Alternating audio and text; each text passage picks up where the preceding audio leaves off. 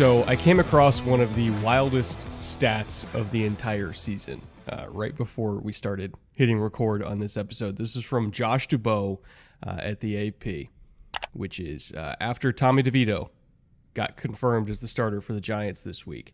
There are now 10 rookie starting quarterbacks across the NFL in Week 10. That sets the record in a non-replacement season for number of rookie starting quarterbacks in 1 week. That is a third of the NFL starting a rookie, EJ. I mean, obviously we've never seen that before. I don't know if we're ever going to see that again. Like, that is an absolutely insane number. The top half of that is good, meaning the rookies that we wanted to see are getting their reps, which they need to get. We've talked about that at length. If you're going to get over the hump as a rookie, you need reps. You need to be able to see defenses in real speed. The bottom half-ish of that equation, maybe 40%, is not what we want to see. It means that quality starters for the most part have been injured, and now we're down to the rookies who were not expected to play significant reps in their rookie year, and they're going to be starting sometimes, as we saw last week with Clayton Tune, against very good defenses in their first professional start. And that doesn't make for the best football, but history's history. We're going to see 10. That's the most ever. I'm with you. I kind of actually hope we don't see quite that many again. I'm all for rooks getting their reps, but this is a little excessive. One of them is going to be starting on Sunday night, by the way. And full disclosure, we're not touching on the Raiders-Jets game in this preview episode.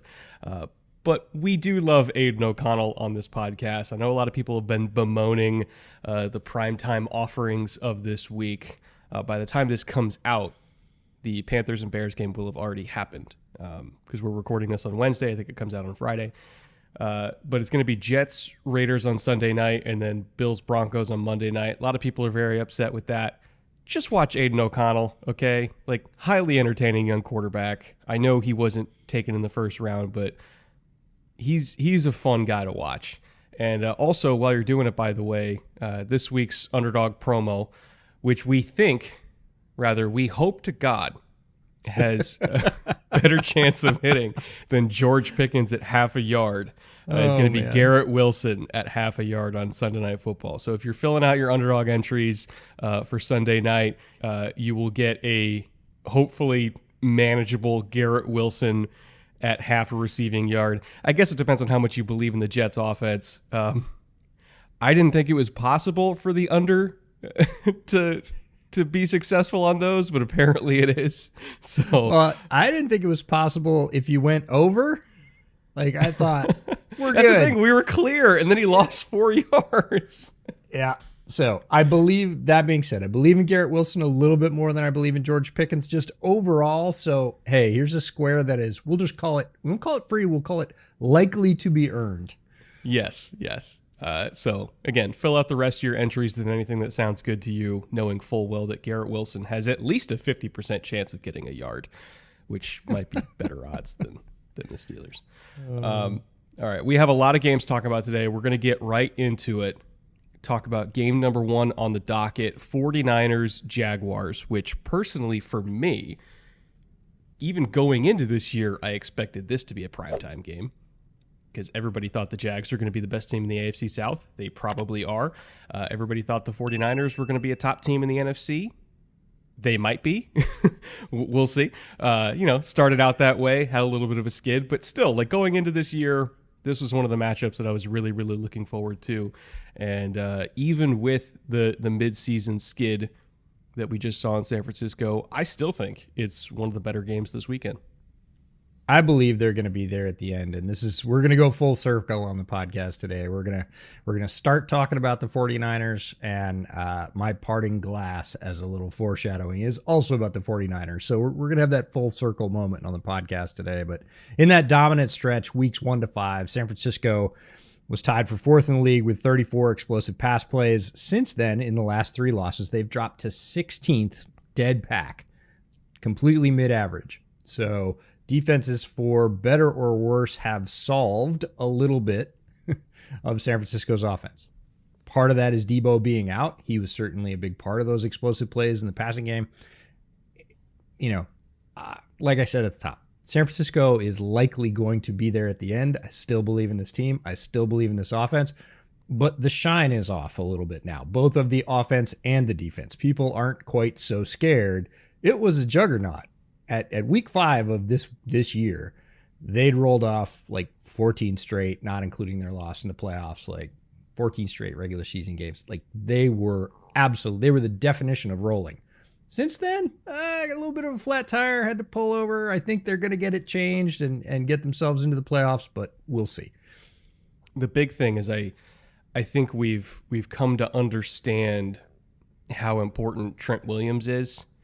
As kind of, I mean, we know that Trent's important, right? But I think people had a lot more faith in the rest of the offensive line than maybe they should have. And even going back to, September when I was talking about the possibility of this exact skid, when I highlighted this exact stretch of games, and I was like, I don't know, they might go 1-4. If they lose this game, they're going to go 1-4 in that stretch. And one of the reasons I pointed out was like, I'm not a huge fan of this offensive line outside of Trent. And they haven't been good outside of Trent in terms of pass protection. If you look at the last 3 opponents that they played against, the Browns had a 61% pass rush win rate. It was the 6th best across the league that week.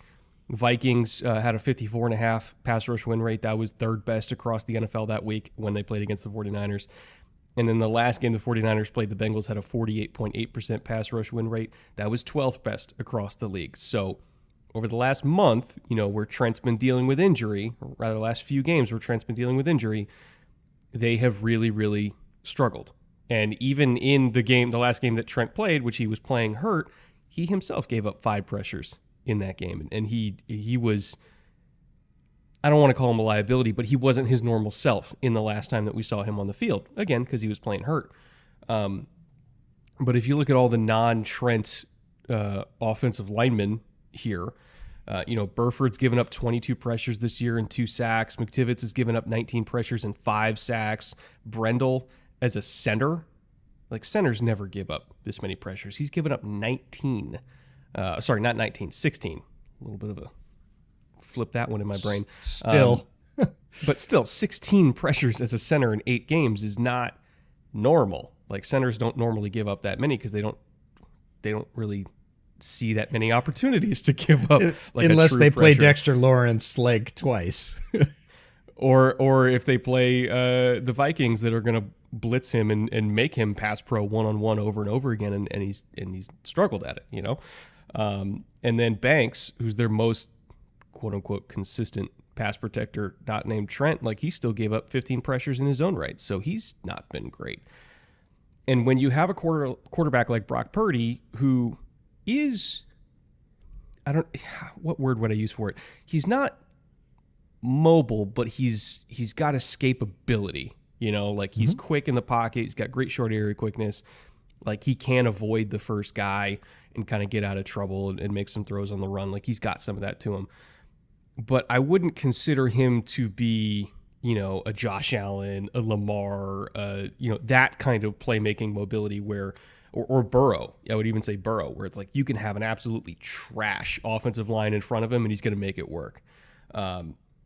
Purdy is not that type of quarterback. And so I think we're starting to see defenses just completely tee off on them because they know they can't pass protect. And if you just protect the middle of the field like we saw Cleveland do with like a bunch of man coverage with zone help over the middle, they didn't really have an answer for it. So I have to assume Jacksonville is going to try the same thing again this week. But, unfortunately for Jacksonville, it's kind of stoppable force meets movable object here. Their pass rush isn't nearly as good as all the other pass rushes that San Francisco's played against recently. On the top layer, it looks like this defense doesn't get home hardly at all. But they're really close. They're literally one step away. So they've only generated 19 sacks, and that's why people look at their numbers and go, dude, that's 30th in the league. Like anybody that's just looking at sacks would think the Jaguars have a terrible pass rush. But if you add in just QB hits, so this isn't all of hurries and everything else. This is just hits or sacks. And remember, the way the rules being called this year, you have to be within one step, literally one step of the quarterback letting go of the ball, or you're getting a flag. They jump up to 55 total. That's 19th in the league. So they go from 30th to 19th. They will hit your quarterback, but they're this close to getting a lot of other sacks. So again, San Francisco's pass protection, it wasn't even great. You mentioned that before Trent left. We saw him get flags even before he left with the injury, which was very uncharacteristic. Then, of course, he had the last game where he was playing with injury and he gave up pressures. And we're like, wait a minute, Trent Williams is giving up pressures? Like, on what earth? The pass pro has been suspect. The Jags defense has been close. Not great, but close. You're going to talk about where that comes from. But I think we could see continued pressure, which is going to upset the offense. And maybe you will get your 1-4 stretch, because if that occurs, if the Jaguars defense does get home against this suspect San Francisco offensive line, they're not going to be able to generate the kind of offense that they were through the first 5 weeks. This Jags pass rush is really interesting because you can see that it's in them. Like, you can see that they theoretically have the tools to be a competent pass rush. Like, there's no reason why the Texans, with Jonathan Grenard and a rookie Will Anderson, should be this much better at rushing the pass rush or rushing the quarterback than Jacksonville, who invested first overall in Trayvon Walker, and you got Josh Allen, and you got Roy Robertson Harris, and like Aluakun's a good blitzer. Like, the math ain't mathin' in terms of why they can't get home, especially when they're ninth in terms of sending 6+ bodies, like in terms of like true 6+ man rush situations. They have the 9th most in the NFL. So it's like, okay, we're giving all these one-on-ones to Josh Allen. We're giving all these one-on-ones to Trayvon Walker, who just straight up hasn't lived up to his draft stock yet. It's like, what's going on here? And I was watching some film on those 6+ man pass rush reps. They run into each other a lot. Like, they disrupt their own rush paths a lot. And this is kind of from a philosophical standpoint, why some coaches aren't super blitz heavy, is because they want to give their actual defensive linemen room to work and, room to run like an ET stunt without running into some DB that's coming off the edge and disrupting their path, or running into a linebacker that's trying to run off their hip or something like that, but they kind of want to work back and, counter back inside themselves, but they can't because there's a linebacker there. Like, some defensive coordinators, beyond just a coverage perspective, want to give their 3 technique a true 2-way go. And you can't really do that if you're blitzing up the A-gap every single time. If you have the guy to do it, they want to do that. And, when I'm watching the Jags rush with 6 bodies, they clog up their own rush lanes and almost make it harder on themselves sometimes. And there are some defenses that are really good at sending 5 and 6 and not disrupting each other, like Baltimore. Baltimore sends 5 and 6 guys all the time. Minnesota sends it like 50% of the time. And they're a lot better at it in terms of maintaining rush lanes and not screwing each other up. But Jacksonville, for whatever reason, they get in each other's way and they block each other accidentally because of, maybe the first guy doesn't get enough penetration and so it creates a traffic jam, or maybe like they make mistakes in terms of like whose hip they're supposed to run off of. So you get 2 linebackers running into the same gap and basically blocking themselves. Like, it's just kind of a series of unfortunate events when they do blitz. And I kind of want to see them stop doing it, because it hurts them, honestly. Like, it really does hurt them when they blitz sometimes, unless they just get better at it. And who knows, maybe they will. But I kind of want to see them just do the whole like rush 4 thing, play coverage, give Josh Allen time to work his way there eventually, give Trayvon Walker time to collapse the pocket, because if there's one thing he can do, it's at least collapse the pocket. It's just kind of a little stylistic thing where they try to blitz a lot, but they're not very good at it, and it just makes things worse. It's one of the skills we talk about when we're talking about largely draftable prospects, but also free agents. And are they a good game/stunt player, right? And that doesn't mean they're always the one getting home. In fact, a lot of times it's not the one getting home. The guy slamming into the tackle from the inside, from the defensive interior, has to do that in a certain way. And the guy running off his back has to, it's just like a running back reading offensive line blocks, right? You have to know where that guy's going to go, how much depth they're going to get, and you have to go as tightly around them as you can with as much speed as you can to be effective. And it kind of reminds me of the tush push video you put out, right? Everybody's lining up and doing it. Not everybody's having the same results because they don't have the same technique. And right now, the Jags blitz technique, especially along the defensive line, is not there. And I wonder, with the success of teams you mentioned, like Baltimore and Seattle, who hired guys like BT Jordan and Chuck, like pass rush specialists are going to start being worth their weight in gold. Because again, right now, even with all that chaos that we mentioned, you're one step away from a whole lot more sacks, right? If you could hire one guy to come in and hone off the rough edges and turn that 19 number into, say, 40, it's easily worth it in the number of drives you stop. So, I mean, Chuck Smith's getting the most out of Jadeveon Clowney and Kyle Van Noy coming off the couch. Like, again, those guys are worth whatever they're being paid. They really are. Absolutely. In terms of the Jaguars offense, now going against the 49ers defense, the other side of the ball here, kind of another matchup of stoppable force meets movable object. All the numbers for this game point to it being kind of like a little bit of a slop fest, but not like an unentertaining slop fest, more of just a two teams constantly missing opportunities, and whoever misses the least amount of opportunities wins. Because you look at the Jaguars receiving core, they are 30th in contested catch percentage across every receiving core in the NFL. And it's not like Trevor's throwing them bad balls. Like Trevor's actually been dealing this year on a lot of, passes 15, 20 plus yards down the field. But their contested catch percentage is just really, really atrocious. However, they happen to be running into a defense that's not going to contest them. So, again, stoppable force meets movable object. There's some fun lock and key relationships on both sides of this particular matchup, Jags offense and 49ers defense. We'll start with the Jags offense. Teams know that Travis Etienne is their spark plug. And we said that earlier. I remember saying that about a month ago on this podcast, that as Travis Etienne goes, really kind of so goes the Jaguars offense. Yes, Trevor needs to play well, but they need to get Etienne going. Teams know this. We're not the only ones that saw that. They've faced the 9th most stacked boxes. That's 8 or more defenders in the box in the league on running plays. Coincidentally, when you flip it back to the 49ers offense, people know the same thing about CMC. They've faced the 2nd most in the league. So teams understand that if you stop those guys, you've got a much better chance to stop the offense. On the 49ers defense side, you talked about the Jaguars' contested catch rate being really low. Well, there's hope for them this week, at least on the catching it part, because the contested target percentage is 13.3% for San Francisco. That's 27th in the league. Put that in perspective, it's right above Chicago, which is a really nasty pass defense. So that part of their pass defense, they basically don't contest. They don't gamble.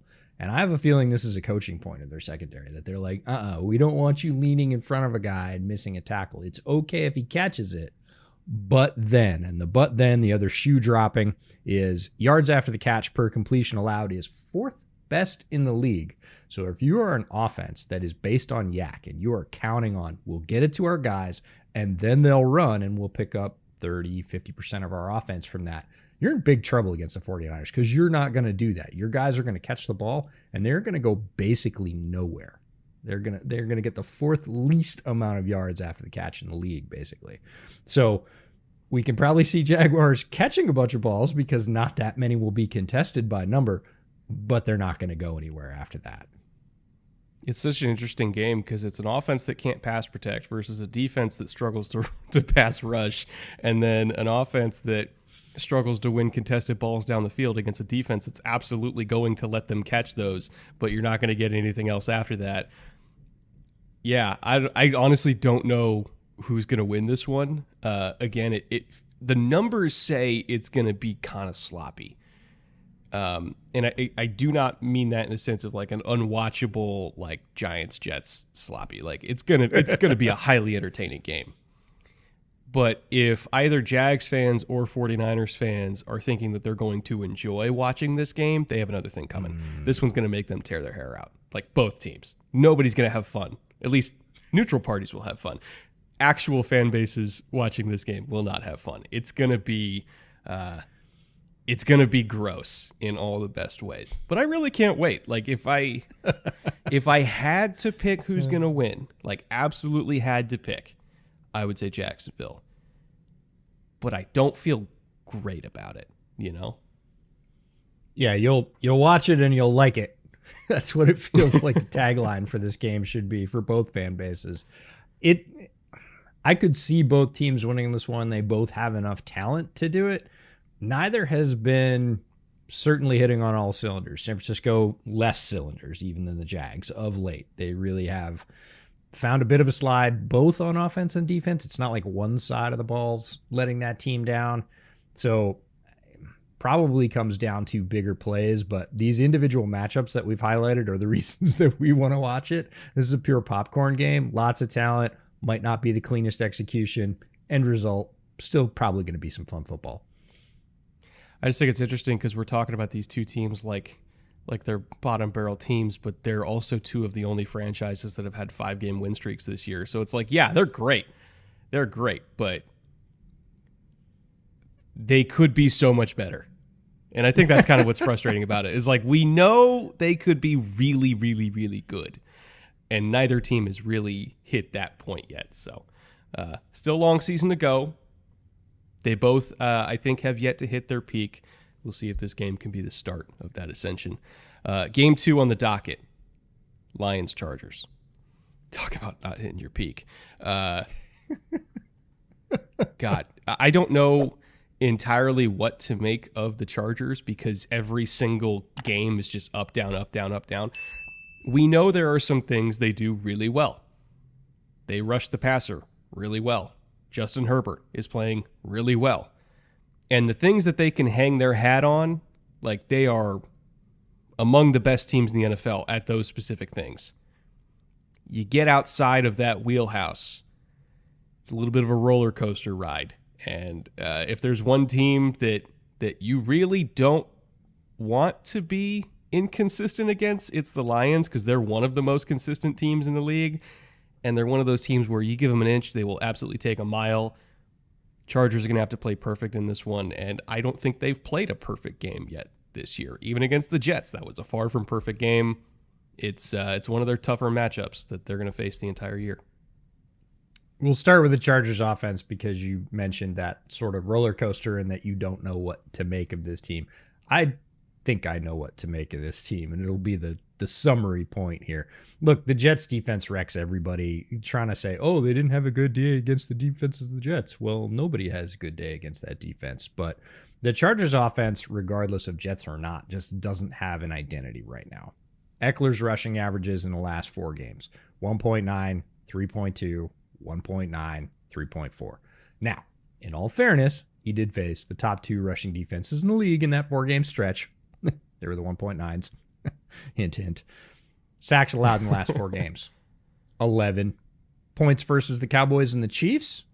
17 and 17. Points versus the Bears and the Jets. 30 and 27. The Chargers play pretty well against bad teams. And you go, sweet, that's what they can do. And not very well against good teams. And unfortunately for them, for the Chargers, the Lions are a pretty darn good team, and they get them this week. And I would expect a result much closer to the Cowboys and Chiefs outcome than I would to the Bears and Jets outcome. And I know some people are going to take issue with us still believing in the Lions after what the Ravens did to them. The Ravens do that to everybody. Well, Ravens just did it to the well, they just did it to the Seahawks too. And again, we said measuring stick. And yeah, it is. You come out of that game going, okay, these are 2 good teams. One of these teams is way better. It doesn't mean the Seahawks are terrible. There's been a lot of that hue and cry from the fan base locally over the last week. Talk radio has been like, Sky's falling. It's like, no, the Seahawks are still a really good team. The Ravens, we'll talk about them in a bit. They're an amazing team. We'll talk about why. But this Chargers-Lions tilt's going to be difficult. Like you said, Chargers are going to have to play one of their very best games. Those aren't typically the games we've seen them play for the most part. So, we'll talk about the Lions a little bit because, they deserve it. They're looking at a really good stretch here.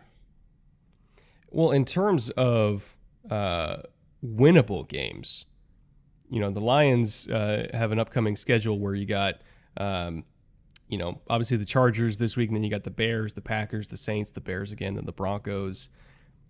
All very, very winnable games. Like, they don't have to face anybody as good as Baltimore again, so like they could very easily put their hat back in the ring for the first seed. Obviously, they have to take care of business against a very, very capable Chargers pass rush. With Thule and Bosa and a resurgent Khalil Mack. That's kind of going to be their one major obstacle in this game is how do you handle all three of them when they're on the field together? And honestly, I would say on the other side too, like how does Trey Pipkins handle Aiden Hutchinson? Because Trey Pipkins given up 27 pressures and like 7 sacks this year going up against one of the best pass rushers in the league. Honestly, it might just come down on both sides to can they keep their quarterback upright? And I truly don't think I have faith in either team to do that. So again, this could be another game that's a little bit frustrating to watch if you're a Lions fan and a Chargers fan. Probably not as many points scored in it as you expect, but whoever blocks both these pass rushes better is probably going to win. You're going to need some blocking if you're the Lions because finally, Los Angeles has figured it out that NASCAR packages for the win. This comes from Daniel Popper, the athletic writer covering the Chargers. When Tuipulotu, Mack, and Bosa have been on the field, they've been on the field all together, all three of them, for 40 dropbacks this season. They have 10 sacks on those plays. That's a 25% sack rate. The league average is 6.8%. So when you put those three guys on the field, your sack rate goes up 4 times from the league average. Those guys are all tearing it up, and we talked about at the top, are you a good games player? Can you support the other guy? And Bosa is an excellent game player. So is Mack. He's both those guys are incredibly strong on the outside. And when they go inside and slam into a guard, they're going to shut them off or move them, and there's going to be an opening that you can slide off. And all three of these guys have the speed and the moves to pay that off, and they have been. And they've cranked that up in the last 3 weeks. In the beginning of the season, they were not playing them together for the most part. Most of those snaps have come over the last 4 to 5 weeks. So they're really of late going, wait a minute, here's the secret sauce. We have our very own Richard Dent rule of 3. It just happens to be 3 edges. It usually isn't. Usually there's a defensive tackle in there. But this is the magic elixir, and it's working right now. We're wrecking offenses when these 3 guys are on the field together. And they do put Thule inside. Like, you mentioned you need an inside guy. Well, Thule kind of is. Like, he's like the Justin Tuck, comp, I would say, in terms of the defensive end that they'll kick inside. Now, he stands up on a lot of those reps inside, like as a stand-up rusher over a guard. And from there, he can either rush against the guard or he can loop around to the other side, or he can be the one that slams into the tackle to set up a loop behind him. Like, he's kind of the guy that sets things up for the other guys. And obviously, Bosa and Mack feasted as well, coming off the edges. But really, it's just kind of the way they deploy Thule as that wrecking ball that kind of like secretly, makes everything go there. God, I wish Chicago took him, but it's neither here nor there, EJ. It's definitely here. It is so here. It's right here. One of my favorites, and one of the reasons I liked him so much at USC is his play strength and his willingness and I'll say football IQ to do the dirty work. He didn't always have to be the guy in the spotlight getting the sack, right? He was more than happy to go wreck somebody and just completely pry an alley open and leave one of his teammates to get a, completely uncontested shot at the quarterback. That made him just as happy. You could see it on film. And he had the ability to do it. So when we talk about, are they a good game player? Do they have play strength? Do they understand from a defensive standpoint, like, what's my role in this play? What do I need to accomplish to make the defense better?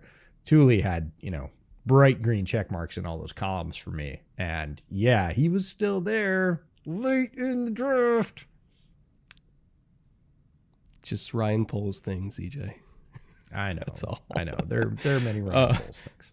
It's okay. They gave up a second-round pick for Montez Sweat instead of spending a second-round pick on Thule on a rookie deal. So, all evened out in the end. Sorry, I just want to fucking... I know. Just twist the knife.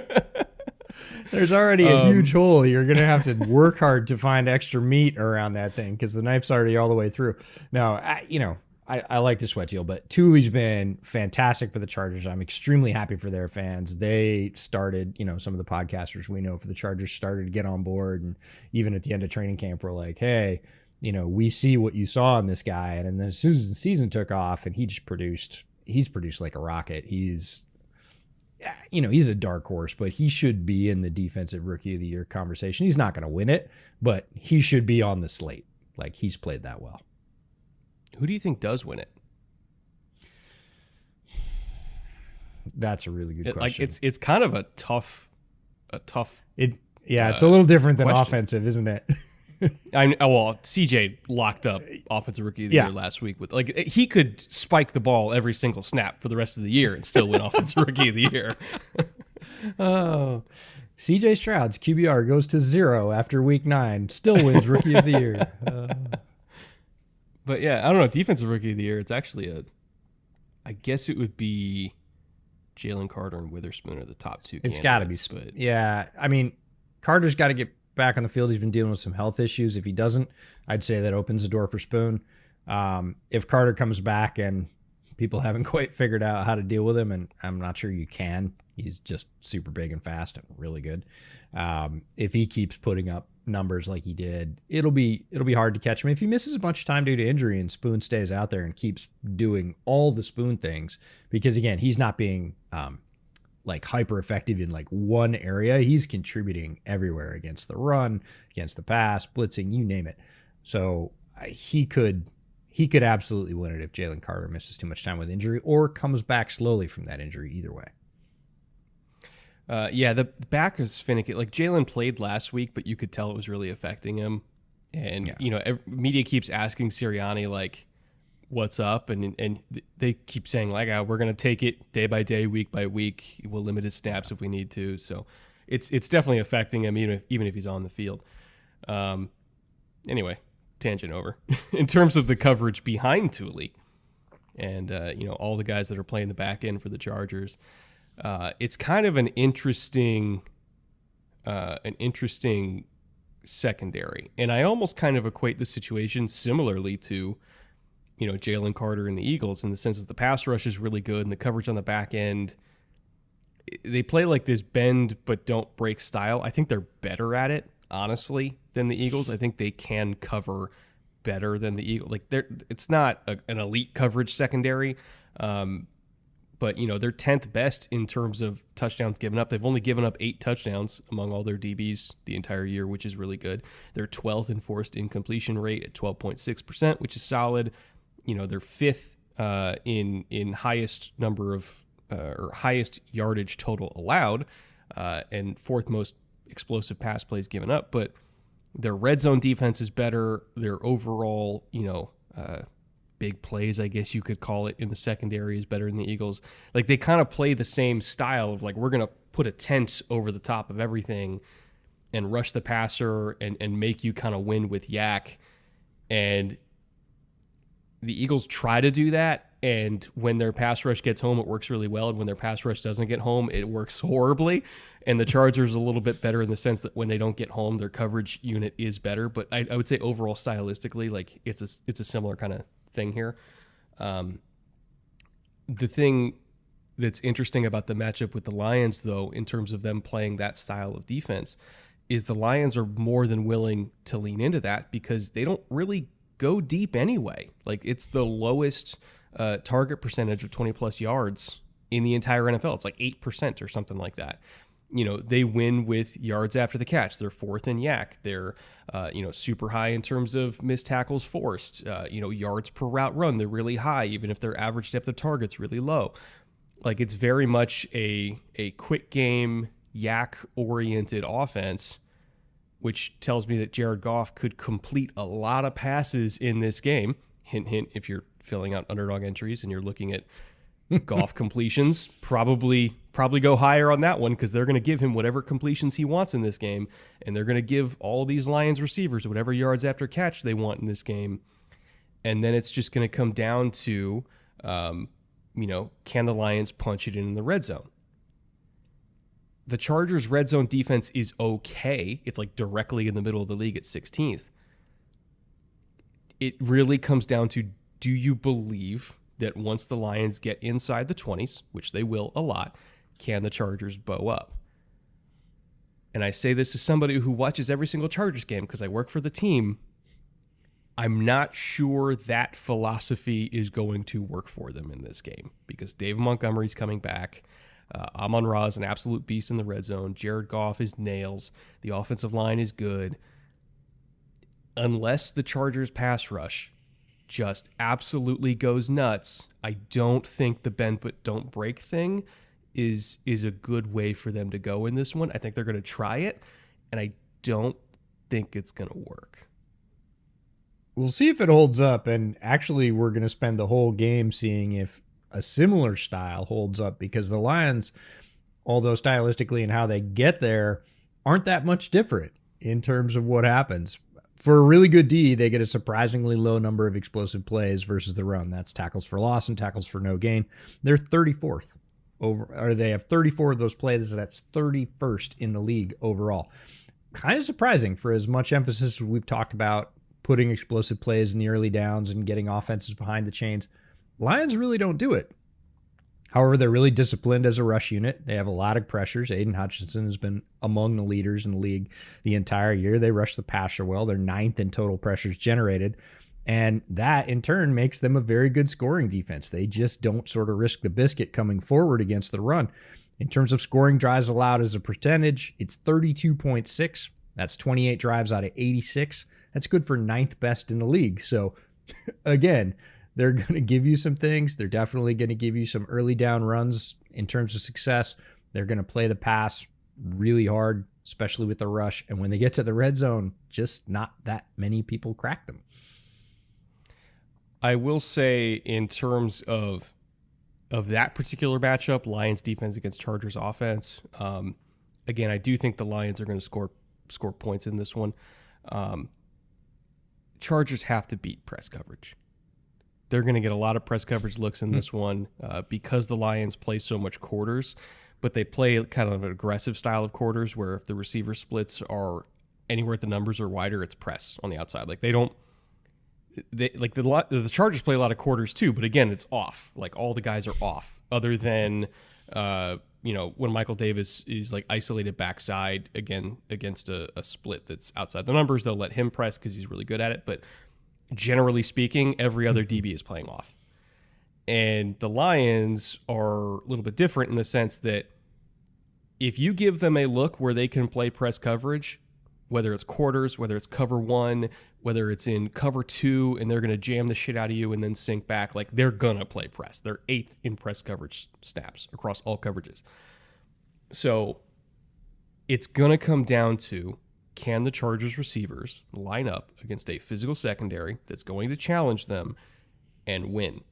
We know Keenan can do it.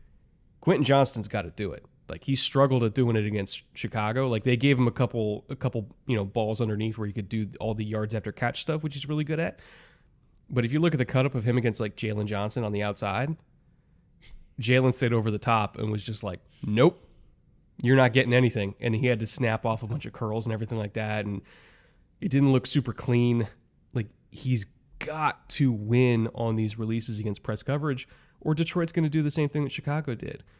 And it's going to be, frustrating, honestly, for the Chargers to get explosive plays if they have to do it entirely with Austin Eckler like dragging dudes in space, or like Keenan going out there and having to do everything by himself on like 3rd and 9. Like, they have to figure out a way to get Quentin Johnston to win these one-on-ones, because they're going to give him these one-on-ones until he makes them pay for it. And Eckler's going to have a tough day. The Lions linebackers are really good. Alex Anzalone has been a complete revelation this year. He's been getting better every year. This year, he's hit a whole different level. He is playing middle linebacker as well as almost anybody in the league. He's certainly in the top 10. And Jack Campbell, as a rookie, is also very good and very disciplined. They're not going to give them a lot of free passes in terms of Eckler. They'll give him some yards again. They're not going to get a bunch of TFLs, but in terms of him ripping off 6, 7, 8 yards and putting him well ahead of the sticks, it'll happen a couple times, because look, it's Austin Eckler.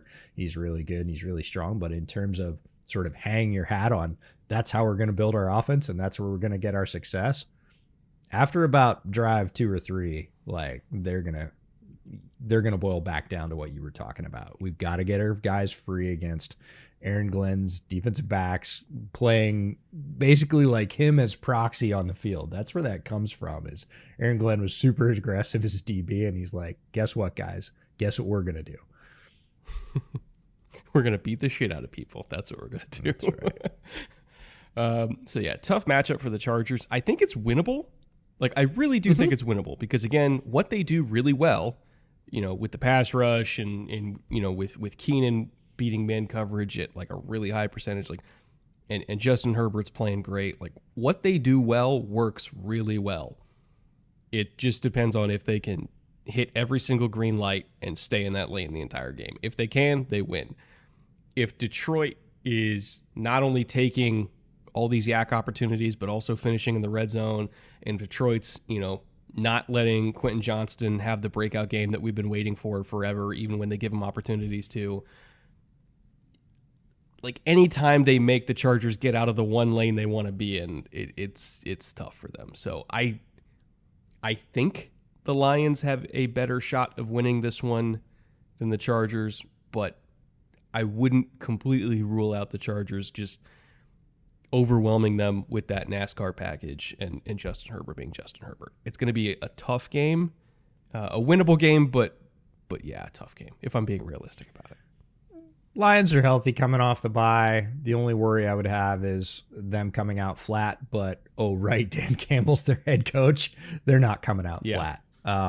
So they've got all their weapons right now, and I'd say that gives them a pretty significant advantage. Yes, the Chargers could win it, but I'm with you. It has to be, there is a very narrow envelope for that to happen.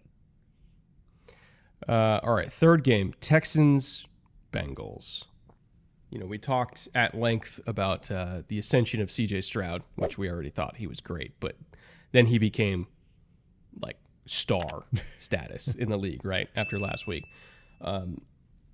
There was an interesting chart that was posted by Arjun Manan, who we love Arjun. He's a great analytics follow on Twitter. Go check him out. He does fantastic work. Used to do stuff for the Jets in their analytics department. And he posted this chart that was a percentage of a series of downs that has gone run, pass for each offense in 2023. And every fan base always complains about being run, pass. You run on first down, you get 3 yards. You run on second down, you get 5 yards. And, it's 3rd and 5, time to pass. And even when I was doing the Steelers Matt Canada video, and I was like, if I recall correctly, the Steelers were 3rd or 4th in terms of run play percentage on 2nd and 7 plus, these long down and distance runs, and how frustrating that was because it was super predictable. The Texans were one of the only teams that were in front of the Steelers. Like, they ran on 2nd and long all the time. And they very much had the training wheels on CJ Stroud in the first half of the season. And then the Tampa game happened, and they completely took them off.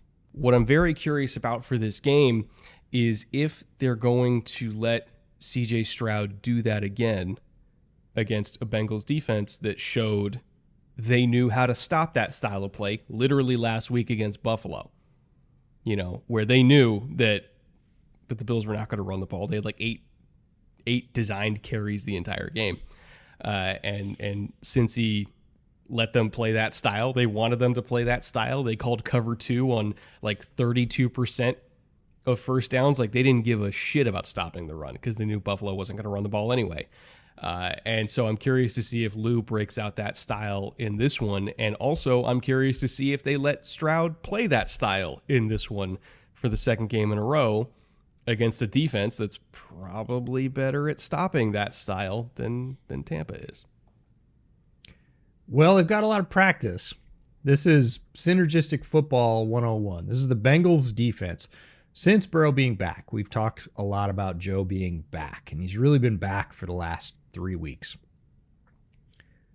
Since then, opposing teams are under a lot more pressure from the Bengals offense, and that in turn has flipped the script for the Bengals defense. The Bengals have faced a league-low 41 rushing attempts in those 3 games. So it's not just Buffalo not running the ball. It's if Joe comes out and hangs a touchdown on you and you go down and punt or kick a field goal and Joe goes down and hangs another touchdown on you, you get the idea that it's going to be a long day and you're going to need to get yards in chunks. So no matter what the plan is for CJ Stroud, if Joe dictates from the other side by hanging up points on the regular, they're going to have to say, well, here you go, CJ. We're going to put the ball back in your hand. Let's go. We need our own chunks. If we're going to win this or stay close, we need you to produce points. And that is not going to come from 3.2 or 3.6 yards a carry with good old Mr. Dameon Pierce. They're going to need to put the ball in the air regardless. And so the Bengals are used to it. They've been seeing this for the last 3 weeks. Like, teams are just giving up on the run because they've got to try and play catch up. And the Bengals are settling in. They're actually fairly mid-pack on most of their defensive statistics against the pass. I was kind of surprised by that. I expected them to be absolute killers in the top 10. Most of their defensive pass statistics, 16th, 18th, sometimes 20th. But it's a style that's working because they're playing opportunistic football. And they're ready for it. They've seen a bunch of this over the last 3 weeks. And they get turnovers and they get big negative plays, and they're very good in situational football, even if the, total stats don't look super sexy. When it comes to situational football, like I would take Bengals defense over a lot of defenses in the league, probably all of them except like 3 or 4 in terms of like, hey, we need one series out of you, to stop. Here's like an elite young quarterback and Nico Collins and Tank Dell, who are absolutely shredding everybody, and Bobby Slowick's dialing it up. Like, we need one series from you to stop that quartet of madness. There's very few defenses in the league that I would tap in front of Cincy, and it's like Baltimore, Kansas City, Cleveland, and like that's it, And then it's like, okay, yeah, then Lou Anarumo, like that's it. So it's a tough matchup for Houston's offense because we literally just saw the Bengals sit back and play cover 2 all day and be really successful at it. Cam Taylor-Britt got that awesome pick in cover 2 on Josh Allen, where Josh, for whatever reason, decided to throw the whole shot when he really shouldn't have thrown the whole shot. We saw Trey Hendrickson tee off. Like, I don't think the Bengals are scared of that game plan, and for good reason. I'm just really, really curious to see if Houston tries to lean into it again because they think that Stroud can do it better than Allen, which sounds like a wild statement, but this year he kind of has done it better than Allen. So I don't know. It's in terms one of life's accuracy. Yeah, in terms of accuracy and ball placement, like what CJ Stroud's doing right now is special, and it is better as a whole over, if we just take the last 2 games, not the entire season, because CJ is a rookie and Josh is clearly not. Like, Josh had some absolute dimes in that last game. Like, beautiful, beautiful ball placement. CJ had more in his last game. His ball and placement he's not throwing really bad picks against cover 2. Yeah, like, that's the thing. It's not just that you're getting the dimes, it's that you're getting the dimes without the turnovers. Yeah, and that's without why the I feel negative like plays. Stroud might be able to run that particular type of game plan against Cincy better than Josh did, as sacrilegious as that sounds, because I think you're going to get all the good, but not the what the hell are you doing, Josh, turnovers that we get twice a game. Like literally twice a game, they're turning the ball over as an offense. 100%. And speaking of people running it extremely well, my favorite Joe Burrow is a cyborg stat for this week. Off-target completions in the last 3 weeks. Again, we talked very specifically about the Joe is back, Joe is healthy, right? It's the last 3 weeks. Off-target incompletions in the last 3 weeks. He's thrown 3 total. So he's not missing. Not 3 a game. He's thrown 1 off-target completion in each game. And the Bengals pass pro hasn't been perfect. Like, it's not like he's just sitting back there in clean pockets all day. We've seen the escapability in him ducking under guys and improvising as he always does. With all of that, 1 off-target incompletion per game. That's machine-like efficiency. It's really ridiculous. The explosive pass percentage, now explosive passes 15 plus yards, 5th in the league over the same stretch at 16.3%. That's 21 out of 129. So we talked, oh yeah, the eye test is they're hitting the longer balls to chase. Like, stats back it up. And he, especially in the last game, you could tell him he was just looking over at the sideline, his tongue out, just like, yep, we're going to do this all day. And that's the old Joe. He did not have that in the beginning of the season because he couldn't move, couldn't set, couldn't put his cleats in the ground, couldn't throw deep. Now he is, I'm back, folks. I'm going to do the same thing. I'm going to pick right up where I left off at the end of last season when I was healthy. And that is an incredibly scary proposition to deal with for any defense, even a defense like the Texans, which has some good young stars who are starting to ascend. That's the thing is, like, Joe had done that with an offensive line that was in the bottom third of the league in terms of pressure percentage given up. And he's going up against a Texans pass rush that's top 5 in terms of pass rush win rate. And I still kind of think it doesn't matter. Like, I know that Joe's going to be under pressure all day. Like, Jonathan Grenard is going to get there. Will Anderson is going to get there. Like, Grenard has an elite pass rush win rate.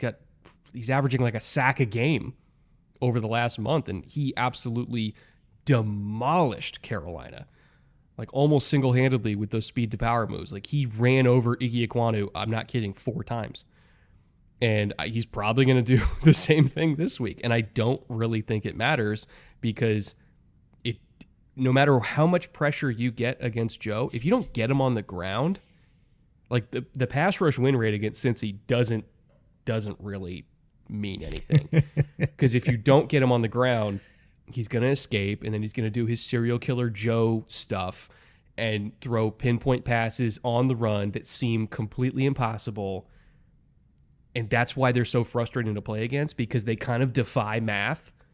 Like, mathematically, they should be so much worse than they are with an offensive line that's playing like that. But when you have Joe Burrow, you're kind of fine, like, almost no matter what.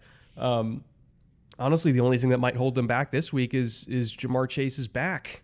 Like, we don't really know what's going on with that. Again, we're recording this in the middle of the day on a Wednesday, and Zach Taylor's come out the last 2 days and has said, like, guys, he's really hurting. Like, if he practices at all, he's barely going to be doing anything, and when he first came down on that back in the Buffalo game, Chris Collinsworth immediately was like, he's going to hurt to get up in the morning. He might not even stand up in the morning because I've done that before and it hurts like a bitch. And yeah, he's hurting a lot. So, Jamar Chase might not even practice the entire week leading up to this game. And who knows if he's going to play. Like, he probably will, but who knows if he's going to play.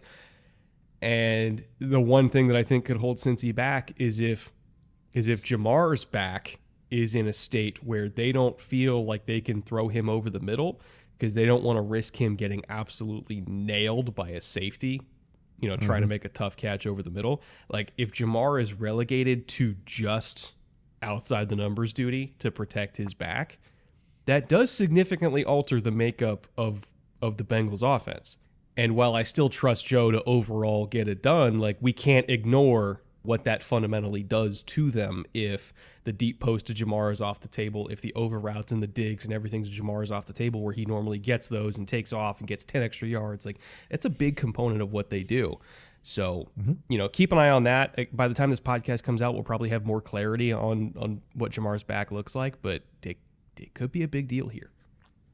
It's significant. It's a difficult injury for anybody, but especially for a wide receiver. It's a lot of torque in that area where your hips meet your spine, and there's no padding. And he came down on it dead flat from a pretty good height. And I don't care what the field's made out of.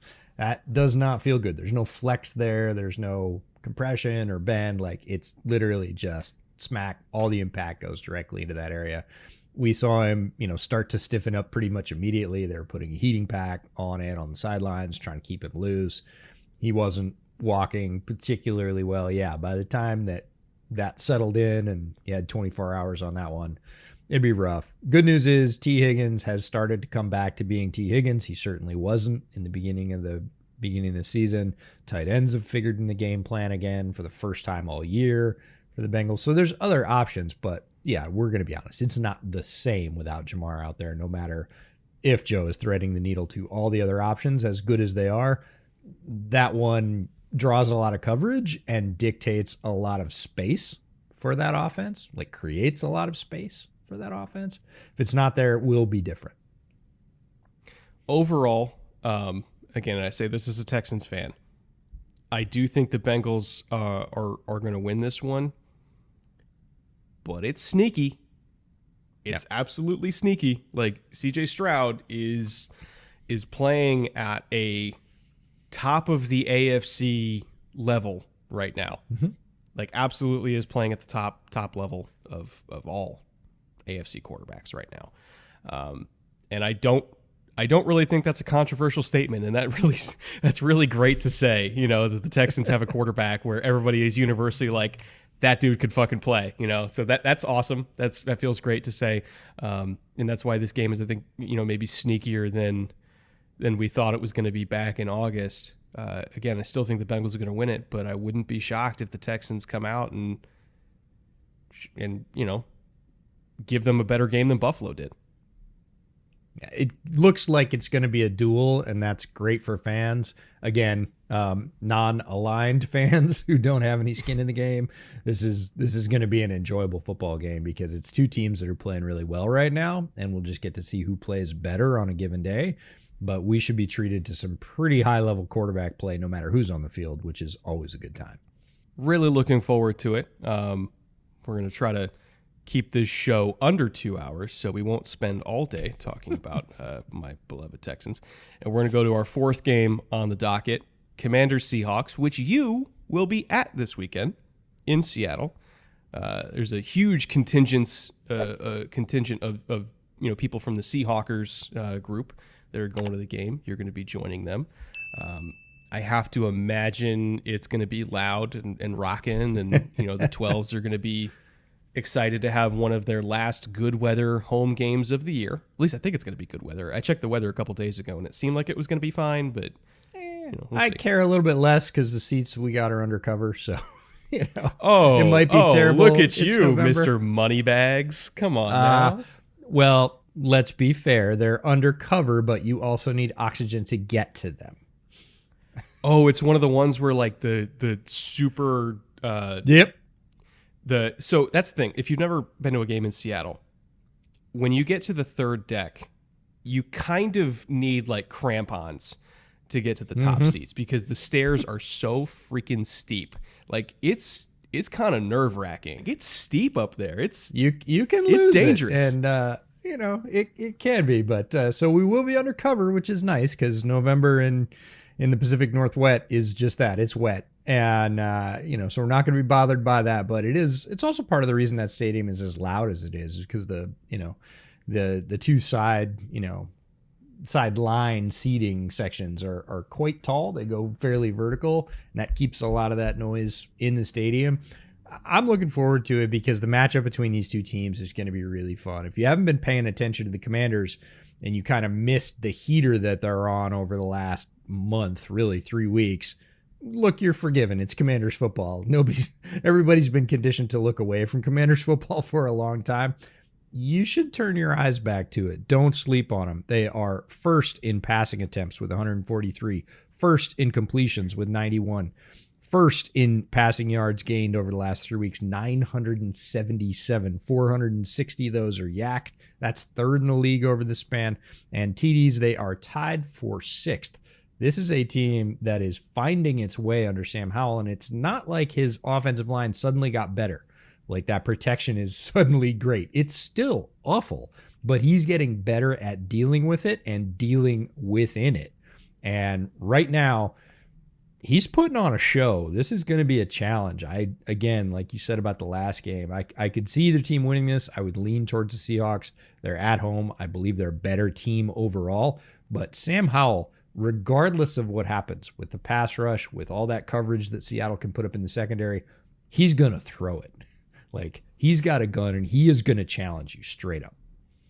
Well, he's going to throw it because Eric Bieniemy, even as a former running back, just doesn't like running the ball. Like, and maybe it's a product of he knows that their offensive line isn't very good, so he's like, what's the point? But this team straight up refuses to run. They're kind of like a slightly, not by much, but a slightly worse version of the Bills in terms of being seventh highest in terms of successful play percentage on early downs, but the absolute lowest run play percentage in the league. Again, I want you to listen to that last sentence. They run the ball on early downs less than Buffalo. You know how hard that is to do? Real hard. Straight up throw. So yeah, of course Sam Howell's going to have like the most yards because they don't fucking run. But the fact that defenses know they're not going to run and he's still that successful really does say a lot. And like you said, it's not like the pass protection's gotten any better. No, it's really just about him getting it out quickly, and he's cut his sack percentage like literally in half, or pretty much in half over the last 3 weeks. If you're looking at weeks 1 through 6, he took 6.3 sacks per game, which sounds absurd, and it was on pace to literally break the league record. But over the last 3 weeks, because he's had the 7th fastest time to throw in these last 3 games, he's cut it down to about 3.3 sacks per game, which is a little bit more. I mean, it's not great because they still can't pass protect, but it's not like, oh my God, he's going to die by Christmas, you know? It might be survivable. Whereas what was happening before was not. You just, as a quarterback, you can't take that much punishment. But again, that offensive line isn't magically going to get better between last week and this week. And Seattle's pass rushers are going to hit Howell. Not just because the protection is bad, but because Seattle's rush game has really stepped up this year. So Commanders pass pro, that's poo. We already know that. Seattle generates pressure when they get home at a really good rate. Overall pressures generated, 162. That's 20th in the league. But again, if you go back to when they're actually contacting the quarterback, knockdowns, hits and sacks, they have 59 of those. That's 11th in the league. So they go from 20th in pressures to 11th when you're talking about, we make contact. They're not going to have, they're going to have some turnstiles in their way, speed bumps, whatever you want to call them. But Clint Hurt has gotten league attention. I mentioned it way back in week 2. I was like, man, Clint Hurt's dialing up some really interesting blitzes, and people are going to start paying attention. And then on top of that, BT Jordan. We talked about BT Jordan's addition and how important it was way back in the summer preview series, and he's having an impact. Seattle's pass rush has not looked this angry and effective in a long time. So it could be a very long day for Sam. We're going to get to see him run for his life. We're going to get to see him try and be as evasive as he possibly can. He's going to throw up some, absolute bombs on the run. I'm expecting an exciting game in terms of, who comes out on top. Boy, unless Bieniemy has some kind of balance, whether that comes from a little bit more in the run game or maybe some adjustments in the pass pro, something. Sam's in for a long day because this Seattle front can rush. if there was ever a week for the Commanders to run the ball, it's going to be this week because the Seahawks run defense is a lot less formidable than, in my opinion, their pass defense. And yes, I know Baltimore kind of skewed the stats a little bit, but a little bit. Seattle's 300 yards will do that, but Seattle's the 21st ranked run defense right now, but it's not like they were 10th before. They were kind of average at best in terms of run defense because they sit back there and they play quarters and they play quarter half, and the safeties are 12 yards deep, and they're going to play coverage and rush the passer, and then whatever you want to get on the ground, they're probably going to give to you, right? It's a big reason why they lost to Baltimore. They couldn't stop the run. So if there was ever a time for the Commanders to lean into like the Brian Robinson experience, it's this week. Again, I don't have any faith in them doing that, but like if you don't run now, you're just never going to run. So we'll see. In terms of the Seahawks offense on the other side of the ball, situationally, they're not good. If you look at red zone offense, they are 21st in terms of touchdown scoring percentage. If you look at third down, they are 30th. And yes, I understand Baltimore skewed that a little bit because they went like 1 for 13 on third down against Baltimore, but they weren't great before then. So, I look at the Seahawks offense and I know that they can get explosive plays. You see the 50-yarder to DK and you're like, awesome. They're on the move. They're going to make this work. Then they get to the red zone and they stall out. So it's a major problem for them. I would say pass protection is kind of the root of all evil here, because especially on third down, they're the 4th worst offensive line in terms of pressure allowed. Mm-hmm. Also, fun fact, they were the worst before the Ravens game, so they actually got better while getting throttled by the Ravens, but they're still the 4th worst in the league. I would say the one saving grace is that Washington traded away Montez and Chase Young, who absolutely would have teed off on them in this game, and now it's only going to be John Allen teeing off on them and Darren Payne teeing off on them. So, it could be worse, but yeah, pass protection is just killing them this year in terms of their ability to win in situational football. When you're talking about it could be worse to lead off a segment, it's a bad start. The weird thing is, way back up at the beginning of this pod, we talked about, both the Jaguars and the Niners, like being good in fits and spurts. And yes, they're good teams. They've ripped off long win streaks, but they could be better. And Seattle, even way down at the bottom of the table, is the same way. You talk about those plays that you see and the numbers play it out. Efficiency-wise, they're pretty good. Overall, they're not. So they're 23rd overall in rushing yards, but in terms of explosive run plays, they jump up to 10th. So you do see these flashes. There's these hits of competence where you're like, yeah, all right, like you said, they're on the move. They're going to string a drive together. And then they don't. Weirdly, it holds true for passing. So they're 23rd in passing yards, just like they're 23rd in rush yards, but they're 8th in explosive plays for the pass, 14.6%. So they can do it. We've seen it. We have evidence, especially between the 20s, that this offense is capable of gashing teams on the ground through the air. They do it like at a fairly efficient rate, but they don't situationally, which is the point you were stressing. They don't string it together.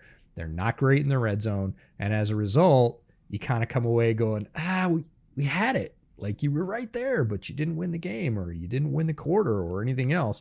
And that's why the Seahawks record is what it is and isn't slightly better.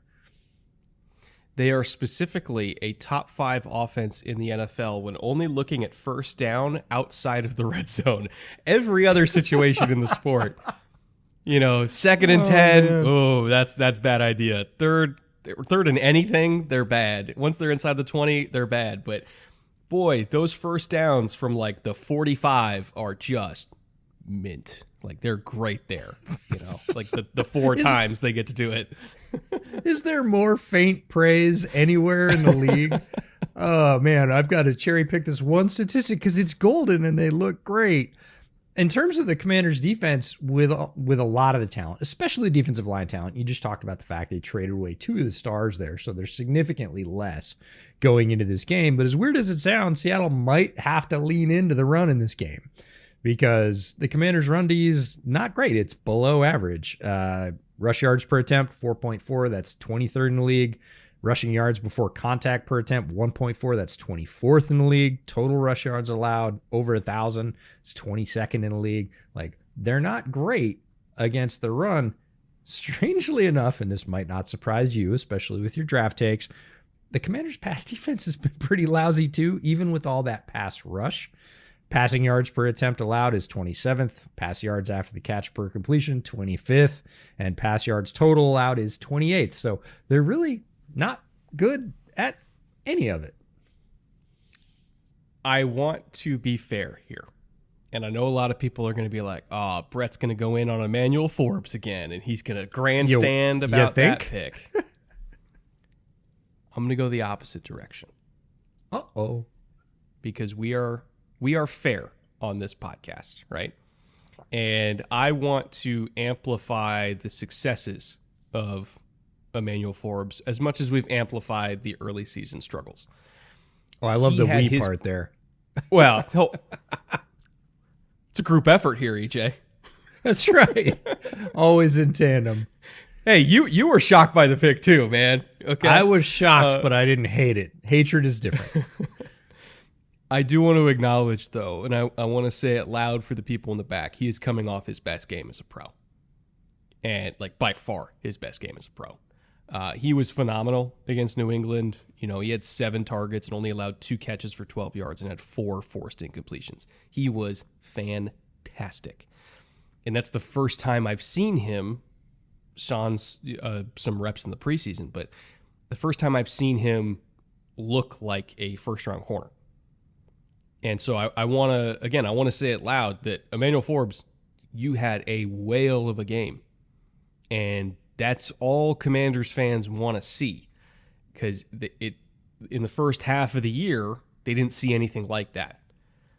And that's all Commanders fans want to see. Honestly, that's all I want to see. Like, I'm not rooting for the kid to fail. Like, I want to be wrong, right?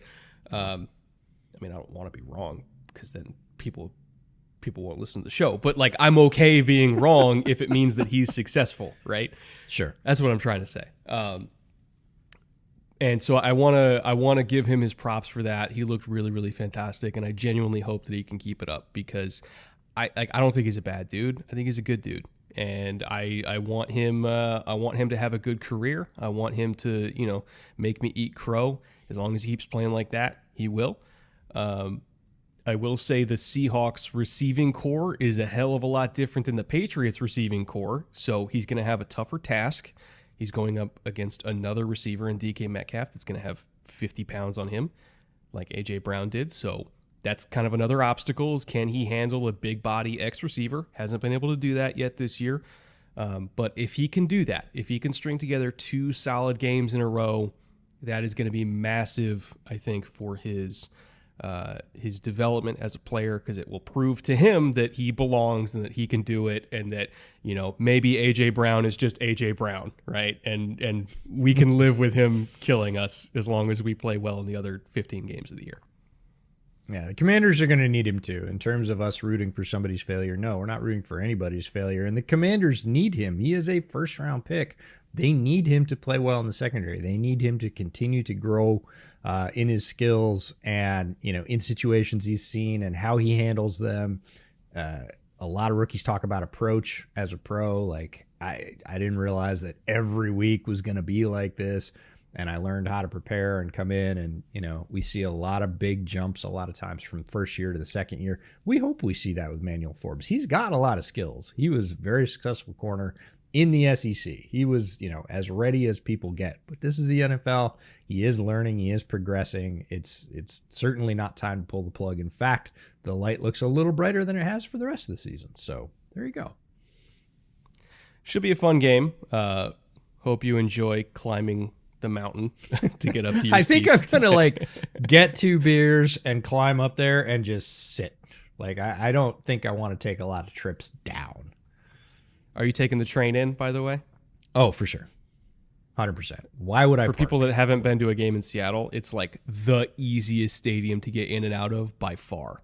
Like, it's so easy. The fact that every other NFL stadium doesn't have a train station attached to it just enrages me, because I'm like, Seattle figured it out. We've spoiled you, and that's a good thing. All right, last game. Browns-Ravens. Perhaps the marquee game of the week in terms of, potential impact on playoff seeding and everything like that. Because if the playoffs started today, every single AFC North team would be in.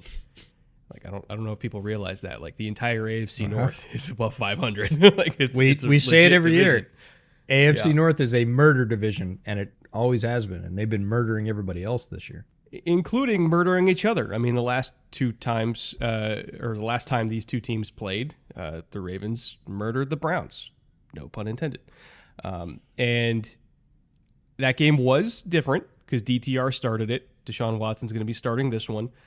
And Deshaun is coming off one of his better games as the Browns quarterback. And I have to assume he's not going to throw 3 picks like DTR did when he got thrown in last minute with no real time to prep for arguably the best defense in the league. Like, that wasn't really fair to the kid.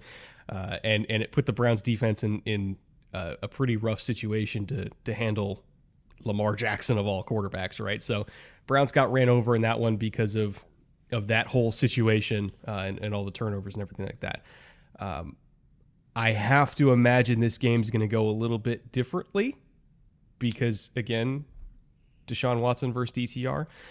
But it's not like Deshaun's played super well in his own right. Like, again, he's coming off one of his better games as the Browns quarterback against a Cardinals defense that's not very good.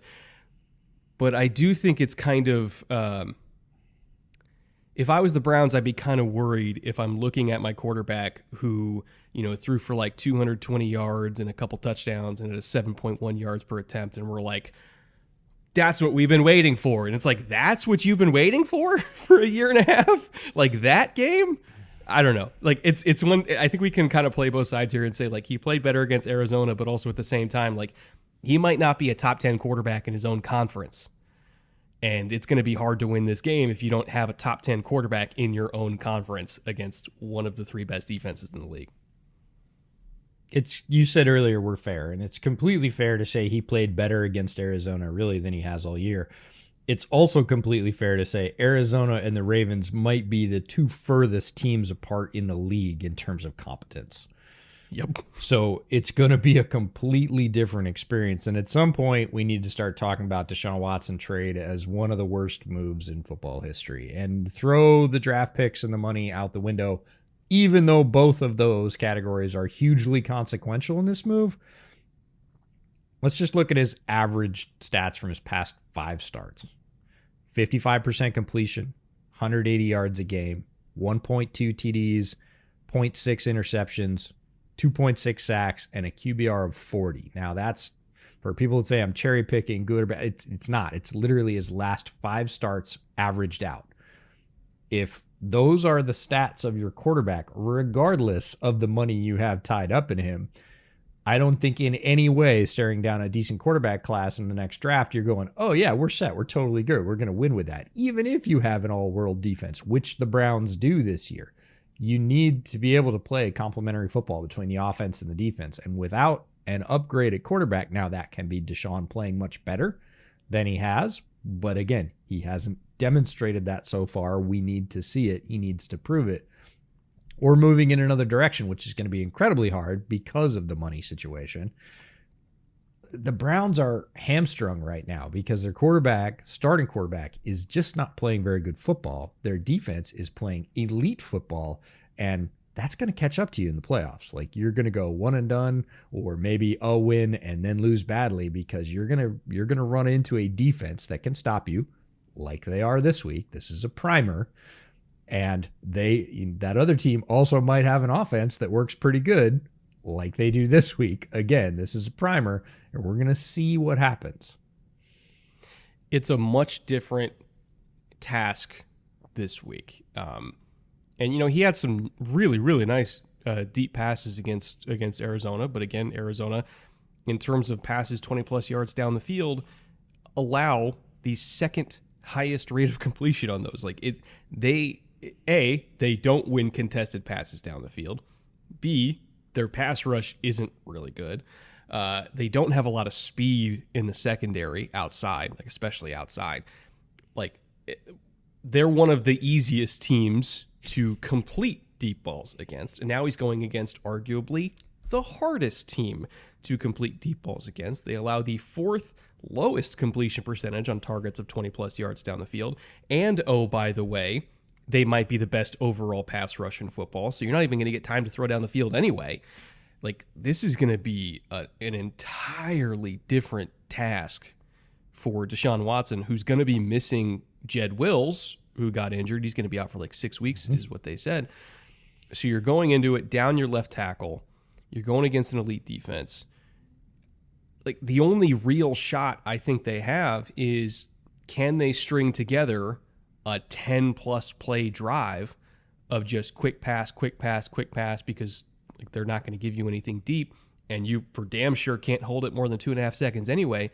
But can you do that 10, 11, 12 times in a row? And can Jerome Ford, keep you on schedule with a 4 and 5 yard run against a phenomenal front seven? Like, it's so hard to do that against Baltimore, let alone when you're trying to keep up with a dominant run game. You're trying to keep up with an MVP caliber quarterback. You're trying to keep up with Todd Monken, who's establishing himself as a very, very good offensive coordinator in the NFL. I absolutely love the Browns defense. I think they're probably the best in the league. But offensively speaking, I would say so. I know it's at you least would top say three. so. Let's just say top three, right? Easily top three. Easily. Probably top two. But they can't do it by themselves. They couldn't do it last time by themselves because the offense couldn't do dick against the Ravens, right? And I worry, even if Deshaun doesn't throw 3 picks like DTR did, I worry that they're not going to be able to move the ball, and it's going to be a similar result. Because I think even if we don't say the Browns are the best defense in the league, and we just say they're top 3, they're going against another top 3 defense in Baltimore that also has a way better offense backing them up. And so it feels like a halfway elite team versus an all-the-way elite team, and those types of games usually don't end up going super well. Ravens defense has allowed 9 touchdowns this year. We're going into week 10, folks. That's the best in the league by far. The Jets, who everybody is lauding as an impressive defense, and they are, they're extremely good, is second with 13. The TD drive percentage allowed by the Ravens is absurd. It's 8.6. That is 9 out of 105 drives have ended up in a touchdown for their opponents. 9. Mm-hmm. Like, again, the Jets are the second best, and they're 30% higher. It's 13.1%, 13 of 99, which is awesome, but the Ravens are literally gapping them. And again, the blueprint in previous years to beat the Ravens was you always had to beat their defense. Their defense was good, not this good, but it was good. And if you stopped the run, you had a pretty good chance to hold them down passing-wise. Well, everybody thought the rushing offense was going to drop off under Todd Monken and the passing yards were going to equalize. They thought there's only so many points to go around in the offense, so we're going to see this leveling. Well, over the last 3 weeks, Ravens have 580 rushing yards. That's number 1 in the league with a bullet. So they're not sloughing off with the rush. The next closest team over the same stretch, Chicago, with 463. It's 117 yards less over 3 weeks.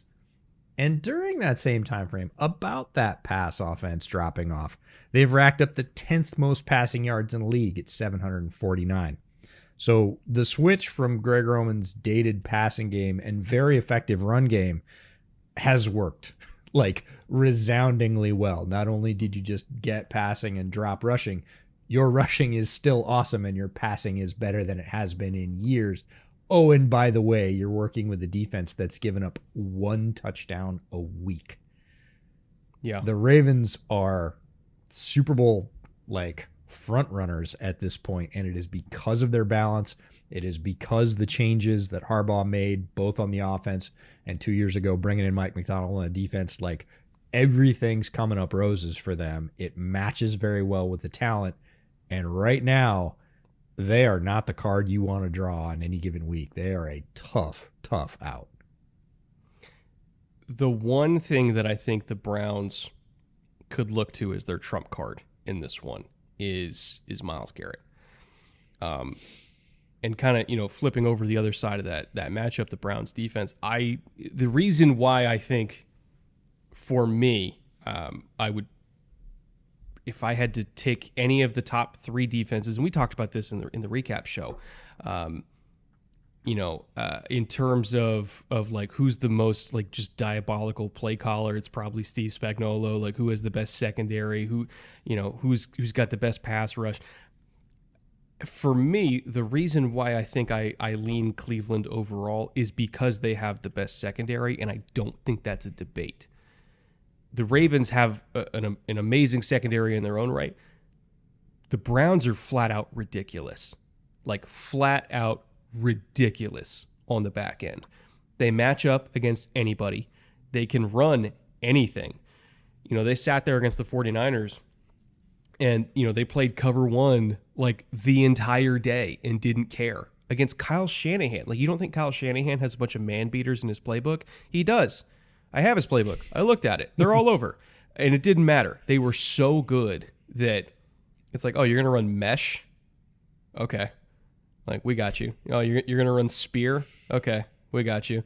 Like, every single man beater couldn't beat their man coverage. And when you have a secondary that's so good that it doesn't matter what you run, you can stay in cover 1 all day. Like, that is such an insane advantage that, like, the only other time you really see that is like Ohio State against Rutgers, where they just don't give a shit. They're just going to out-talent you. And so that's why I kind of like lean Cleveland in that conversation. But the trump card is ultimately Myles Garrett, because we know that the Browns are probably going to play a lot of man coverage with zone help over the middle to take away Mark Andrews. He's the safety blanket. He's the chain mover. He's all that. Take away the middle of the field from Lamar and then force him to work deep outside the numbers in those one-on-ones against the best corners in the league, right? The only real answer in terms of getting chunk plays through the air that I think Baltimore might have is, hey, we're going to run go routes down the sideline, and if we can't get to our landmarks or if they're playing over the top of us, we're going to snap it off and convert those to a comeback. Baltimore does that quite often, right? Because they rely on Lamar having the escapability and the mobility to buy time for those routes to convert to a comeback so that he can, either hit him from the pocket or be on the move and hit him from the move. The reason why I think Myles Garrett's the trump card is if Myles can get there and get Lamar on the ground before those routes can convert and kind of use their top-down leverage against them to then come back to the ball and get easy first downs. If Myles can get there first, then what do the Ravens do? Because they're taking away the middle of the field. They've got the nickel that can match up with Zay. They've got the outside speed that can match up with Odell. What do? So, this is one of those games that could very easily be like 6-3, and I wouldn't bat an eye. But it really does come down to, can Myles win? I wouldn't bet against it. I wouldn't either, but if you've got Justin Tucker as your kicker and the Browns offense is equally troubled to score points, the 6 might be the Ravens and the 3 might be the Browns, and the end result is the same. Myles is playing exceptionally good football. He has been all year, and he's always going to be a factor. You talked about how good the Browns secondary is behind that too. Allowed the lowest explosive pass plays in the league, just 29 all year. Again, we're in week 10. It's 2.9 plays of 15 yards or more through the air per game. That's just not a lot. So they allowed 58 yards on 48 plays last week. Who does that? Nobody. And these two defenses, the fact that they're not only in the same conference but in the same division is just that's just God's big joke. We're gonna give you an extreme strength, but guess what? Your neighbor has it too, so you two just fight it out. It's going to be a great game. I don't think Browns offense versus Ravens defense is going to be that fun to watch. I think the flip side is going to be extremely fun to watch and very evenly matched. Yeah, I lean Baltimore there just because I think they're the more complete team. And anytime you get elite defense versus elite defense, it really comes down to, honestly, who's got the better quarterback, who could just like make a play. And I think it's safe to say Baltimore has that. And the so better I lean kicker. them in this game, but not by a lot. And the better kicker, right? Again, it's close, but to me, Baltimore's the best team in the league. And until they lose a bunch of games, I'm gonna keep believing that. All right, let's get to parting glass. Last segment here. Quick little notes at the end that we didn't get to or couldn't fit in or just didn't have a reason to mention until now. Just a little parting thought for us. Mine this week, because we have not talked about the Jets that much. And that's our fault. I get it. Especially for a team that's like kind of in the playoff mix. I mean, sort of. Like they are, but they aren't, but like they're not dead. So in the absence of talking about the Jets, I at least want to talk about a Jet, and that's Bryce Huff. He's been one of the very best pass rushers in the entire league this year. He's got 44 pressures, despite not even being a full-time player for them. He is the 7th highest pass rush win rate out of all edge rushers at 22%, which is crazy high. He is, again, not a full-time player, but still one of the more productive guys. And he's 25 years old and in the last year of his deal. So if you didn't know Bryce Huff, you should get to know Bryce Huff because he's about to make a lot of money, like a lot of money this coming offseason. Whether it's with the Jets or somebody else, I have no idea who. They very easily could have traded him for the exact same price that Washington got for Montez Sweat, which is a second-round pick. And to be honest, they might have got even more for him because I think Huff's been an even better player than Sweat this year. Not by much because Sweat's been good, but like Huff has been that dude. And it's possible that they franchise tag him and try to run it back with one more year of Aaron. It's possible they tag and trade. Like, I don't think that they're just going to outright let him walk because a third-round comp pick is not his true value. Like, he's worth a lot more than that. So I don't think they're going to outright let him walk, but I am curious to see, A, how much he gets paid this offseason, and B, who's going to pay him, because I bet it's going to be north of what Montez Sweat got, and it's probably going to be a pretty significant amount guaranteed. I've got receipts on this one. Brad Spielberger, our buddy over at PFF, will back me up. We were sort of simultaneously in chorus banging the table for Bryce Huff in the preseason. Was the pass rusher we wanted the Bears to trade for. The Bears asked the Jets, specifically Saleh. He went, no, we're not. We might give you Carl Lawson, but you can't have Huff. And this is why. He knew what was coming. And the price would have been lower. Again, last year of your deal, you would have been able to re-sign him at that point for less money than you just paid for Montez Sweat and gotten, I would say, a better pass rusher. Not as consistent player against the run. Montez Sweat's really good against the run. But in terms of a pure pass rusher, Huff is better. He would have been cheaper. He's not going to be now because everybody knows now, but Saleh knew then. So credit to him. My parting glass. I promised at the top of the show we're going to come full circle. We're going to talk about the Niners. The Niners are broken. Somebody needs to unplug them and plug them back in. First 3 weeks of the season, San Francisco scored 30, 30, and 30 for the first 3 weeks to start off that dominant 5-win stretch. In the last 3 weeks, the Niners have scored 17, 17, and you guessed it, 17 to fall to 5-3. The Matrix is glitching. Like, Kyle Shanahan needs to take out the cartridge and blow on it because that's just weird synchronicity to have 3 exact scores to start off your dominant win streak 3 weeks in a row and then have the 3 exact scores to, bring your losing total to 5-3. Just super odd. Can't remember a team doing that before. Like I said, I have faith in the Niners. I do believe they'll right the ship. I do believe they'll get into the playoff picture, especially in the NFC. But that's some weird business.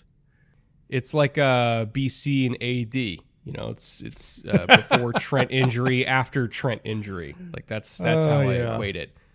Who knew that Little bit. losing your first ballot Hall of Fame left tackle could be so important in a pass-heavy NFL? I did. We did. Oh. All right, fun show today. Really, really good slate of games on this week. I know the primetime schedule got a lot of flack because people are tired of watching the Jets in primetime. But if you just pay attention to the early slate and the afternoon slate, and then just only watch Sunday Night Football to see what Aiden O'Connell does, like there's still a lot of entertainment to be had in the NFL this week. I still think it's a pretty good group of games. Anyway, hope you guys enjoyed the show. We'll be back Monday recapping everything that happens this weekend, everything that we got wrong, which I'm sure will be a lot, and everything that we got right, which I'm sure won't be. Either way, we will talk about all of it on Monday. Thank you all for watching. We'll see you in a few days. And until then, later. Take care.